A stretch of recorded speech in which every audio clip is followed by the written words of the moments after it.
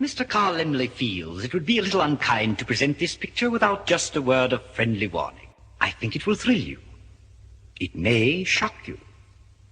It might even horrify you. So if any of you feel that you do not care to subject your nerves to such a strain, now is your chance to, well, we've warned you.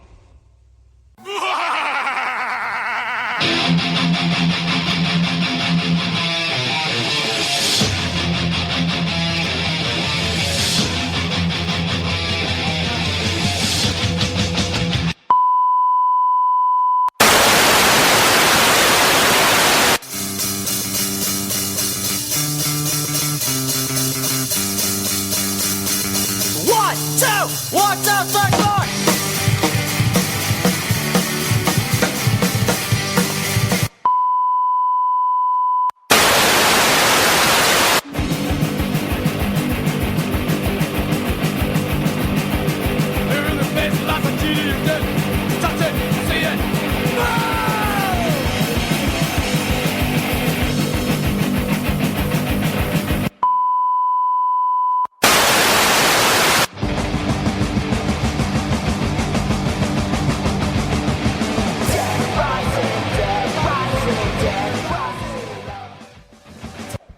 Welcome to the Midnight Dungeon Podcast with your host, Torturous Tommy Doom.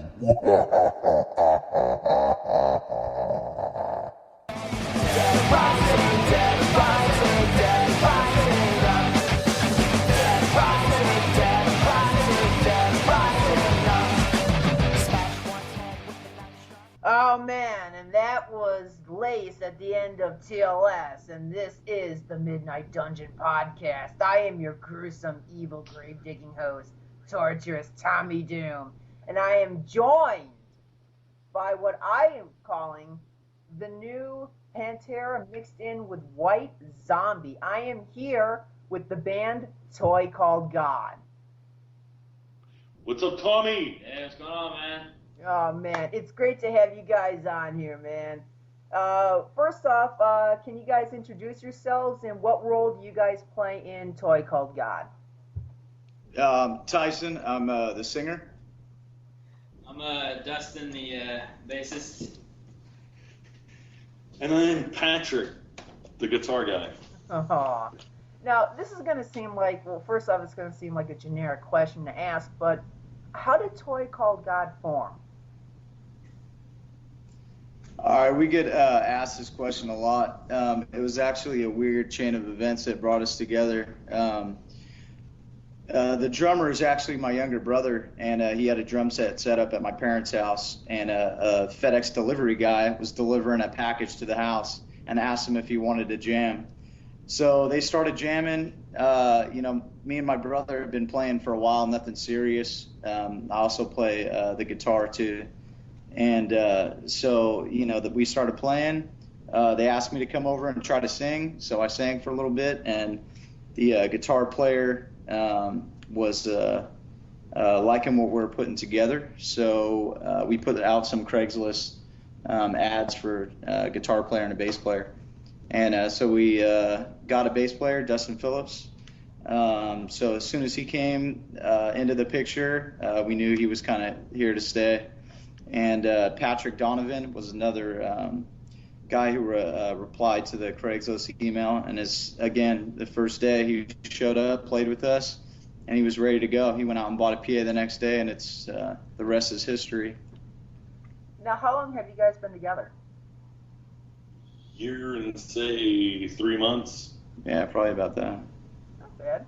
Now, first off, I just got to ask, because when your number one super fan who's listening right now, Sandy Simpson. We love Sandy. Yeah, Love her. This is going out to you, Sandy, since you're listening and since you're the Toy Called God number one super fan. I just first off have to ask, when she contacted me on the Vault of Midnight's fan wall, if you want to call it, fan page wall, she suggested you guys, and I thought your name was pretty interesting, Toy Called God. I have to ask, what's the meaning behind the name Toy Called God? So the whole idea with that is like men use organized religions, be it Christianity, Buddhism, Hinduism, whatever belief you subscribe to. They used organized religion to control the minds, morals, thoughts, and behavior of other men. And so we kind of have an issue with that. They use their toys called God to rule the earth, and it kind of pisses us off. That definitely makes sense. And I'm just going to upfront say, I personally believe that religion has no place in music, personally, with me, because I think that it's a brainwashed organization, and no offense to anybody out there that actually is religious, no offense to all you guys, but I just think that it's a big interference, and it's just like you guys say, Toy Called God. That's what it's all about. For sure. Now, in terms of musical influences, what are some of your personal music influences, and what are the band's musical influences? Probably first, Britney Spears, Justin Bieber. No, man. Keeping it real, we listen to all kinds of music, man. I think we all kind of come from different backgrounds in life. Some of us listen to hip hop. Others listen to kind of techno stuff. Some progressive alternative stuff. But I think most of us really like that kind of harder music, Pantera, Slayer, Megadeth, all them real classic bands, I think really are at the core of, who we are as musicians. And I think it comes out a lot in the way we play. So, I can't knock really every type of music that's out there. There's some music that we don't really agree with out there. That's why we play what we do. But, we all got tons of music, and we listen to all kinds of music, man. I think we all just really appreciate music for what it is. And, that's a pretty good philosophy to have, I agree with. And I will say, you mentioned Pantera earlier. I remember the first time I heard you guys. It's like I said earlier in the introduction.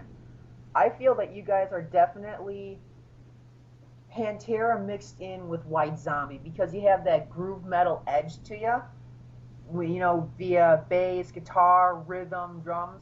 Vocal-wise, you sound just like Phil Anselmo from Pantera. Yeah, I'll take that as a compliment, man. But we really try to bring our own style, be it the guitar rhythms or different kind of bass things that we add in there. So we try to keep it current, but still stay true to who we are as musicians and play what we like to play. We're not trying to follow in anybody's footsteps. We're kind of trying to create our own little place in the world, Agreed. Now, every artist has their own personal view on the record industry and censorship. Is censorship something you personally feel should be rid of, or what are your personal thoughts on the subject? Well, I would have to say censorship. I'm not a big fan of censorship. I think if you have something to say, especially as an artist, you should say it. Too often nowadays, everybody wants to watch what they say, watch their P's and Q's, and be politically correct. But in my opinion, being politically correct is a lot more offensive than just saying what's on your mind or just being honest. So, censorship is kind of one of those things where, for the greater good, quotes, it's for the better, but in all reality, it's probably more of a hindrance than anything that's doing any good. Yeah, I agree with that. Thank you, Chipper Gore and the fucking PMRC for that. That's right, man. Judging by our name and what we write in our lyrics, we're not out there to be any kind of censored band. We just put it out there and play what we would like to hear. So, fuck it. Yep. In other terms, fuck censorship. That's right. Pretty much. Now, I'm going to ask you the last question before we get into our first break here. Whenever a band comes out nowadays, they're always labeled a genre, like a fucking Tupperware bowl. Are genre labels really necessary, in your opinion, or are they really a waste of time? It's a waste of time. The name of the game is to make music, right? I'm not trying to be the most brutal, hardcore, shredding machine ever. I just want to play music and wreck fools' necks, dude. That's it. I don't care if you're speed death fusion with a polka twist. You're still just playing music. So play good music and call it good. Oh, man. That I will totally agree with. And let's head to break now. I think we're going to start things off with The Voodoo by our guest, the toy called God. And we will be right back right after this.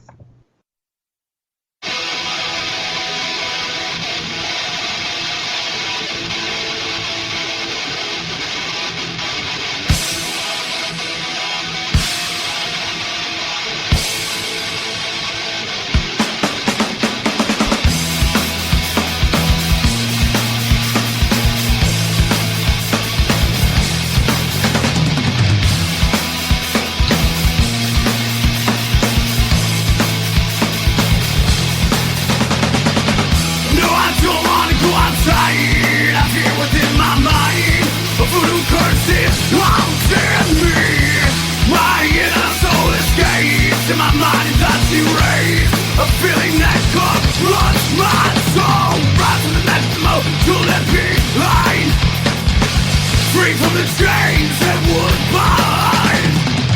A voodoo spirit killing me. Madness will fool you and set you free.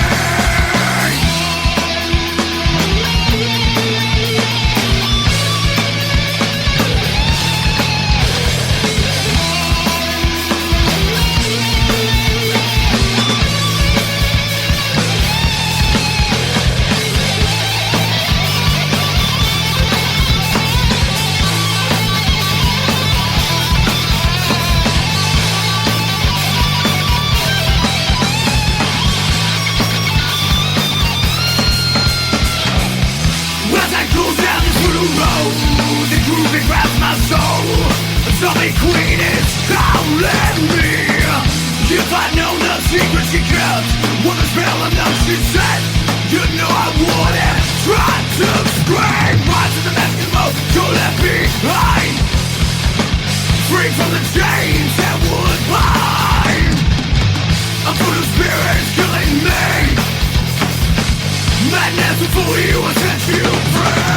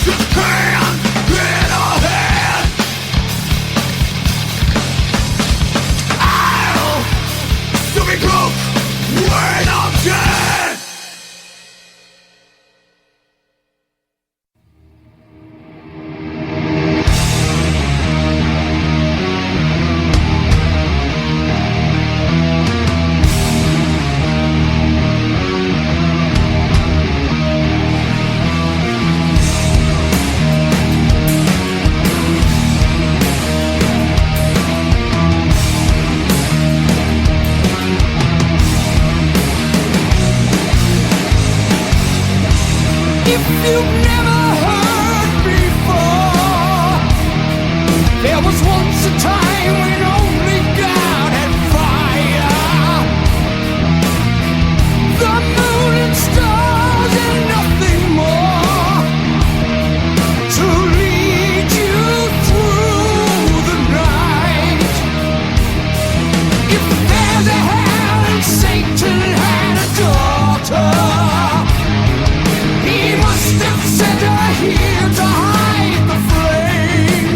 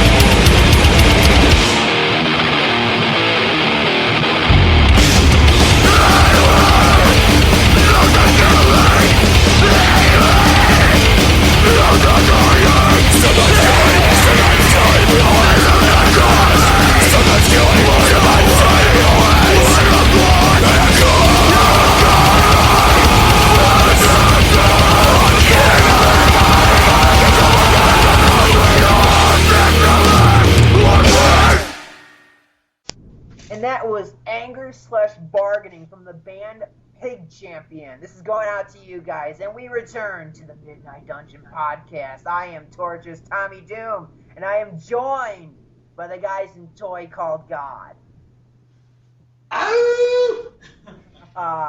Welcome back, guys.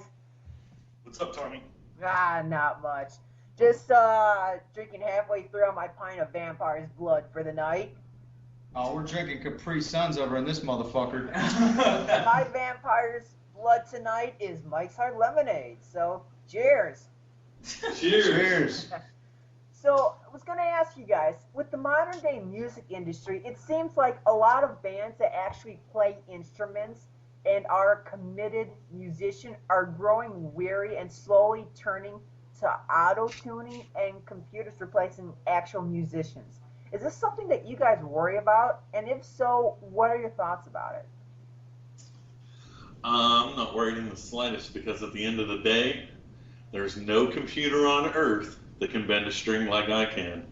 To add to that a little bit, like I was saying, man, it takes all kinds of different kind of musics and different kind of people, you know, to make a complete music world, if you want to, you know. So I've listened to a lot of like things like Nine Inch Nails, and you know they use a lot of computer stuff, you know, and I really dig them. I think that however somebody wants to express their music they got inside of them, then go ahead, man. And if it sounds good, I'll listen to it. But if it sounds like crap, you know, you won't find it in my CD player.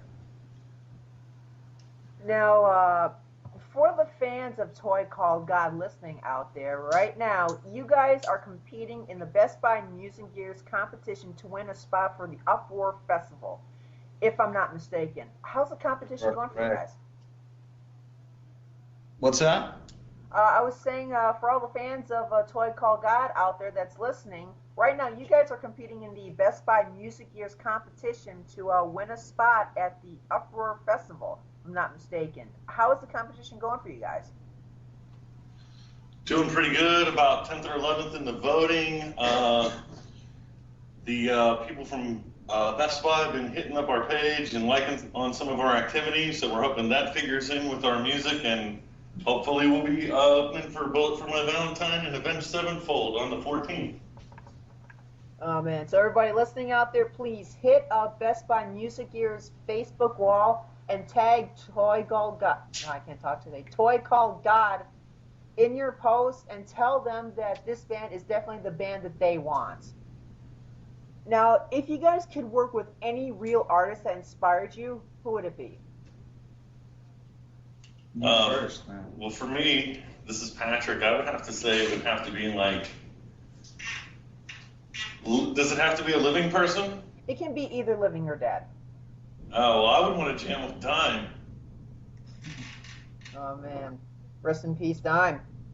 Yeah, for sure, I would want to jam with Dime, dude. That's what I would want to do. If it could be anybody. How about the rest of the band? He actually stole my answer, bro. That guy was killer at what he did, man. He'd be a pleasure to be in a band with and jam with. And you know, to kick back and drink a couple beers with him wouldn't be too bad either.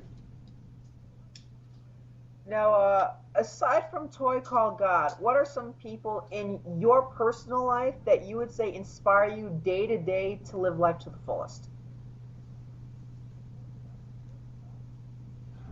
Day to day to live my life to the fullest. Yep. The guys in the band. These dudes inspire me more than anybody I know. They make this rickety-rackety old body want to get up and wreck my own neck. Don't let him lie to you, bro. We're a pain in his ass. Other than that, my nephew, Devin, that guy's my dude. And then, you know, my sweetie, God love her. Now, I really should have asked this earlier, but the godfathers of heavy metal, Black Sabbath, have been said to be the innovators of heavy metal as it is. Has Black Sabbath, in your mind, had an impact on your guitar playing and the music of Toy Called God? Absolutely. Absolutely, man. One of the first riffs I ever played was like Paranoid, and then the next one was War Pigs, so absolutely.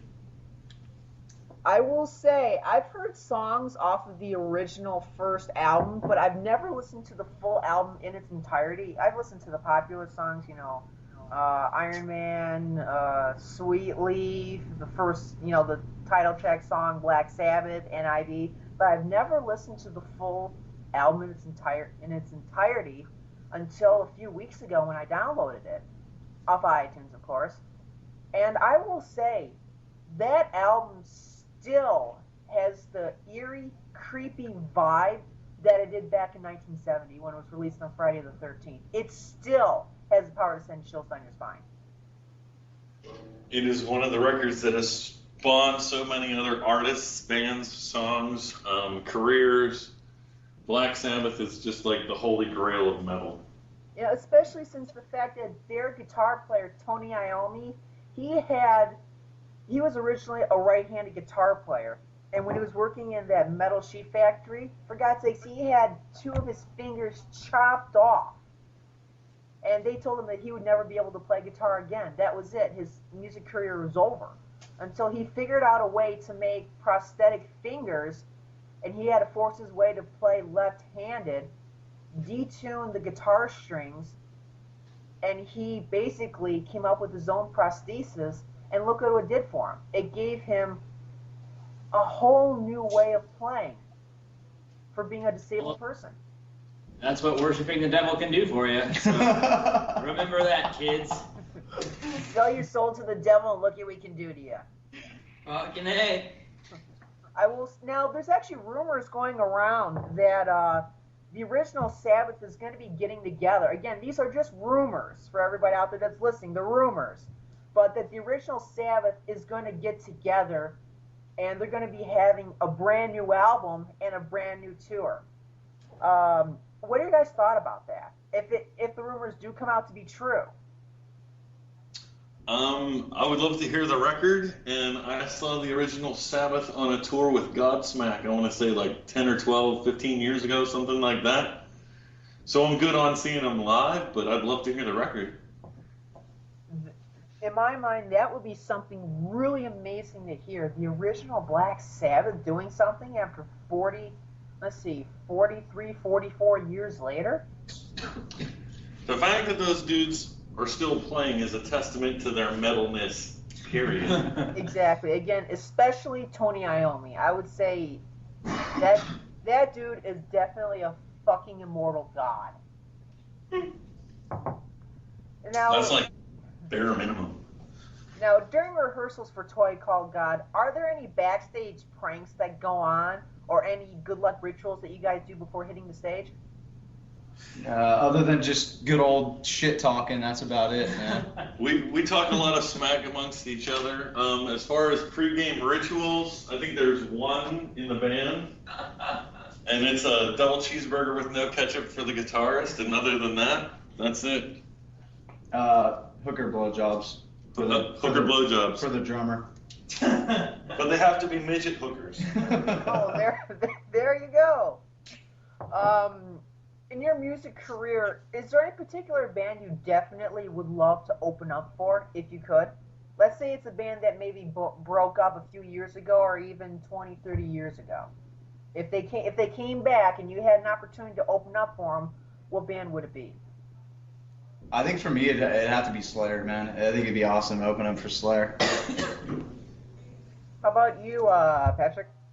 Oh, I'd have to go with like, I'd have to kick that around for a second, but like probably, Pantera, Damage Plan, Suicidal Tendencies. I could go on for days. Oh, man. Now, if you guys can talk about this, are there any plans in the future for a Toy Called God album?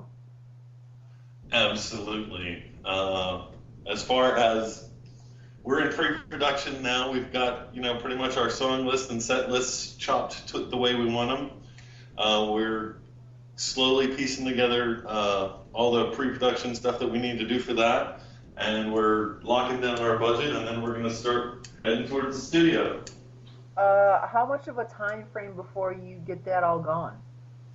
We'll probably start actual recording by, say, January, and then we should have the record done and complete for, say, late summer.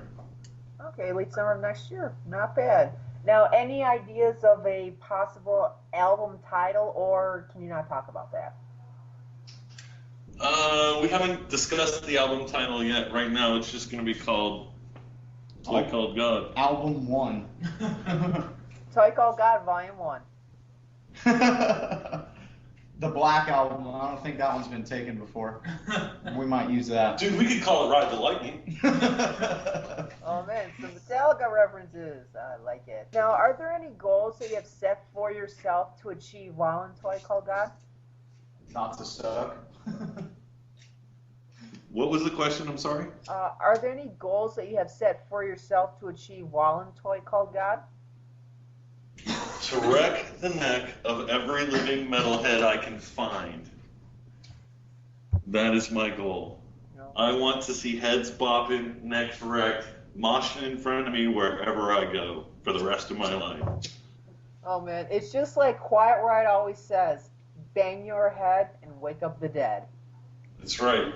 When, and I say when because I know it's coming, when you guys go on a full-length tour, are there any particular cities or states you guys want to hit? Well, we definitely want to hit like Pittsburgh, Detroit, Chicago, Seattle, Boston, New York, LA, San Diego, all of them, man. We want to go everywhere. Oh, man.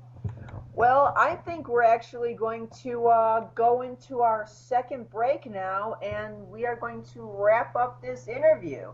Let's start things off here in our segment 2 break with some Bet the Devil and Deceiver from Bet the Devil. And we will be right back right after this. Bet the devil!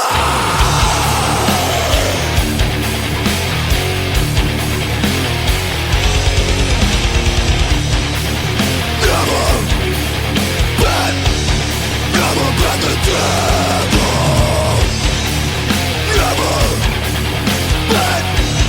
Never bet the devil!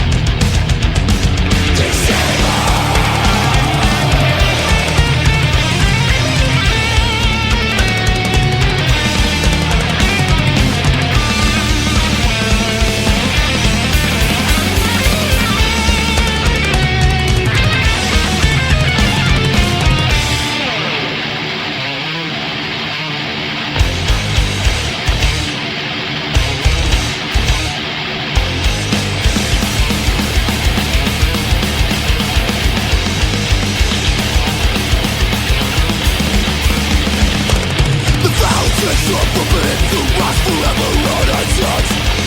Deceive a tempting serpent, what has my passion run?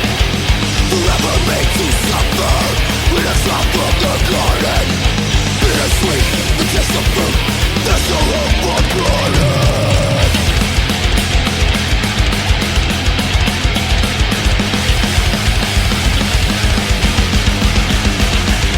Thou hast abandoned your creation to the whims of fancy, while angels and fallen demons fight for the souls of the weak and empty. Innocence lost forever, tempted by the fruit of knowledge. Please for mercy, go unanswered, prayers go unacknowledged.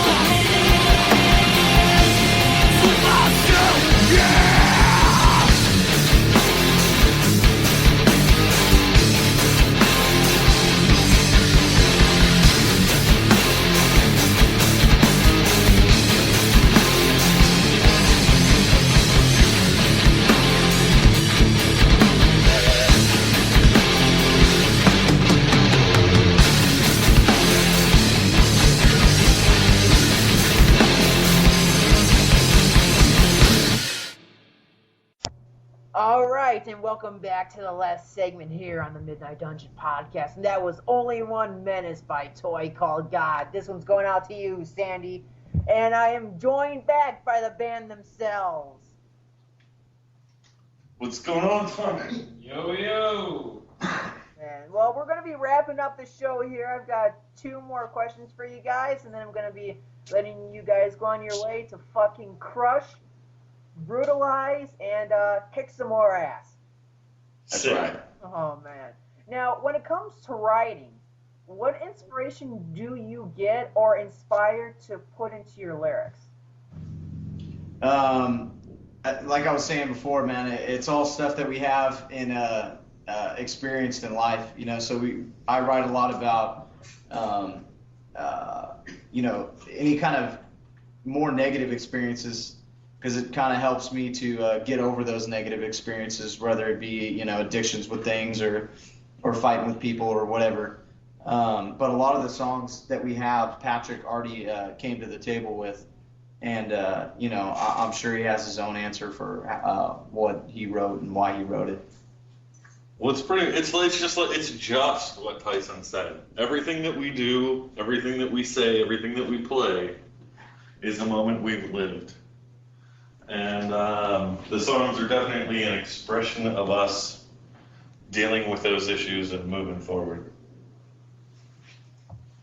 Now, finally, is there anything you guys would like to tell the listeners here of 101.9 Fox FM before we end the show? Keep listening. Keep listening. Request Toy Called God. Toy Called God. Show 101.9 Fox FM the love. Show the Vault of Midnight love. Hit the Toy Called God fans fan page. Hit our page. And check out toycalledgod.com. And don't forget to vote for us in the Battle of the Bands. Oh, man. Well put, guys. Well, this is Torture's Tommy Doom for the Midnight Dungeon podcast. Reminding all you listeners, go to www.vaultofmidnight.podomatic.com. Hit us up on the Twitter. Check out our fan page on Facebook, the Vault of Midnight podcast. And last words, go out there, everybody, and check out these 2 great bands, The Shame Game and MLC. Fucking great punk rockers from Toledo. Check them out on October 29th at the Omni with their second gig opening. Well, not their actual second gig, but it's the second time they will be opening up for the Misfits. So check those guys out. Make sure to check out Toy Called God. And stay tuned later on for TLS. This is Torture's Tommy Doom. Ending things here with Diablos 88 and In My Grip from Sam Hain. Later, everybody.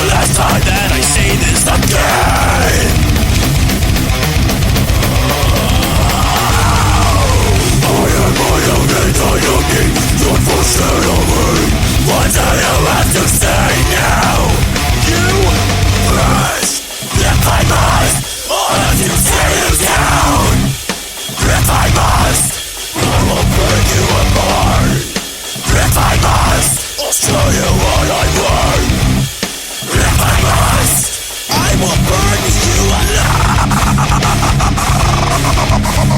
alive.